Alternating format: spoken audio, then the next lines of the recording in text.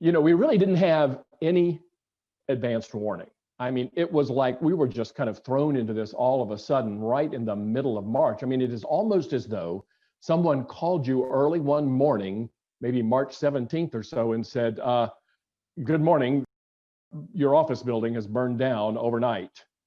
Get ready to work from home.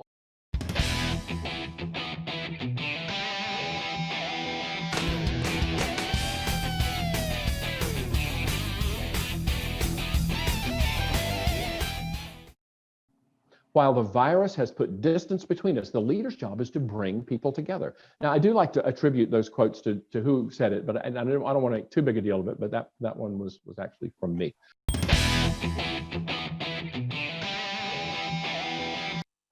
So, I mean, as you know, there are a lot of divergent views about what's going on in the last several months. Medical people differ medically, they differ sociologically, they differ certainly politically, but I think there is at least one thing that we can all agree on.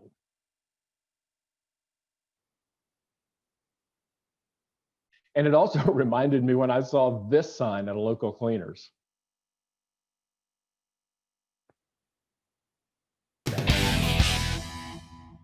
It really does become incumbent on leaders, on managers, on project managers to try to figure out, how do we accomplish the same things?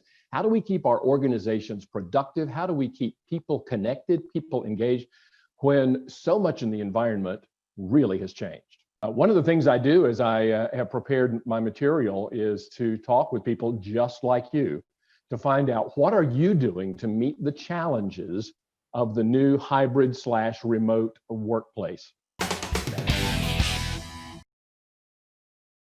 So we're going to go into breakout groups. I'll time it for 4 minutes. You'll get a 1-minute warning. What are the pros? What are the cons of working remotely? And we'll see you in 4 minutes. Thank you. What about group 2? Thank you to Judy and Margaret from group 1. Who was your spokesperson from group 2? Here's one more. No need to attend live 2-hour meetings where you're stuck in a conference room. now you can actually do virtual meetings, make multitasking possible. So that was a pro or a con? That's a pro. That's actually a pro in that case. There's a company called Buffer AngelList. I'm going to refer to them again in a resource that I want to offer you a little bit later. And in a report or in a survey that they did, they asked the question. This is a little different question. They said, of the people whom they surveyed, would you like to work remotely at least some of the time for the rest of your career? 98% said yes, I'd like to at least some of the time. I mean, look at that pie chart. I call it a bagel chart there. It looks like a blueberry bagel with a very tiny slice cut out of it. So tiny that nobody would notice you actually took it when you put it back in the break room. So this brings up a very important distinction that we did not have to the degree that we do back in March. And that is, now working from home, the option to work from home becomes a competitive distinction in the war for talent.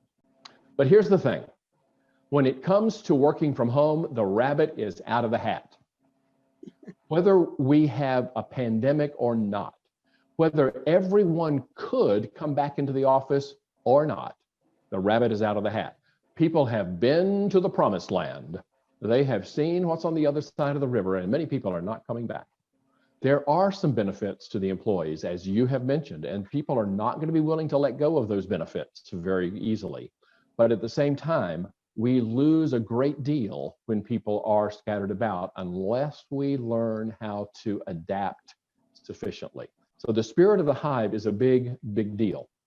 And so one of the things that I think leaders are going to have to do, and that is to reframe some things. And one of those is the importance of human connection. We're going to have to teach leaders the importance of that human connection. About a month ago, I was speaking for a hospital group in northern rural Indiana. Again, it was what we call small group, large room. None of these people had seen each other in 7 months when we got together last month. During the introductions, a man who was a senior manager stood up to introduce, and he found himself surprisingly emotional at having been able to see his colleagues for the first time in 7 months. And he's a big burly guy in his 50s. And he stood up there and he said, with kind of tears streaming down his face, he said, I was not prepared for how much I missed you guys and for what it was going to feel like to actually be in the same room with you, even though I can't hug you and I can see you through your mask and we're doing virtual hugs. I think we may have misunderestimated. Oh, that was a word from the past. We may have underestimated the value of this human connection.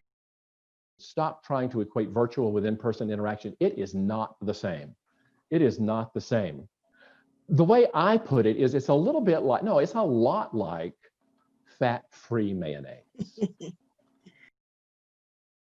You know, at first when this all started, I know we all probably tried the virtual happy hours, right? How many did some virtual happy hour kind of things? Yeah, I know some people who did a few too many virtual happy hours, but I was telling this to somebody last month and they said, oh, virtual happy hours, that was so April.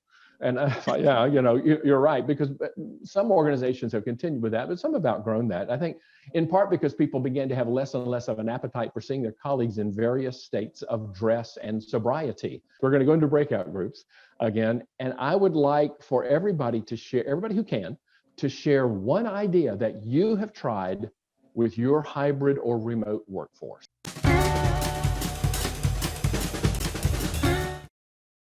Trent Kosarek is the CEO of a software company called Airship. Trent says, if one person is remote, everyone is remote. And so one thing that they do at their company, Trent noticed early on when they had some people, at first everybody was remote, and then they started coming back, piecemeal, and now they're about 50-50. What he noticed was when they were having virtual meetings, they would have everybody in a large conference room who were on site, and then everybody else would be in their little Zoom boxes out there. And he noticed, just as you've noticed, that the people who were joining by Zoom were not as engaged as the people who were there in the conference room. And so from time to time now, he has his meetings with everyone joining from Zoom, even if they are working in the office building. They do so from their offices, from their cubicles, from a private space, and that evens the playing field. And now everyone is joining by Zoom with their cameras on, and he said it has completely equalized the level of engagement. We know that micromanagement never worked in the first place. It is certainly not going to work in a remote environment. So here's what I think we have to look at. Are you looking for activity or results in the workplace? Are you looking for attendance or output? And depending on how you answer those questions, we may have to come up with some different ways to measure productivity. Sending out video messages, setting up virtual office hours. You just mentioned this, someone, vice president who sets up a specific time during the week where people can visit by Zoom. I've seen a situation where the CEO shows up at virtual team meetings. So a team is having their meeting, and by appointment, and people know he or she is coming, the CEO shows up. The CEO never came to team meetings before. Here's another idea.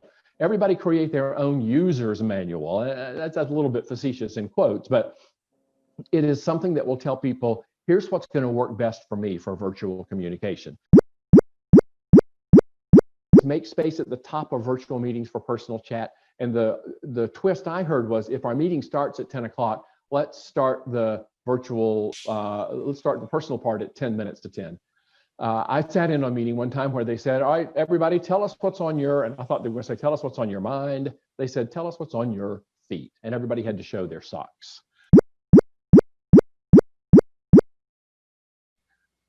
And here's a whole other can of worms to open up.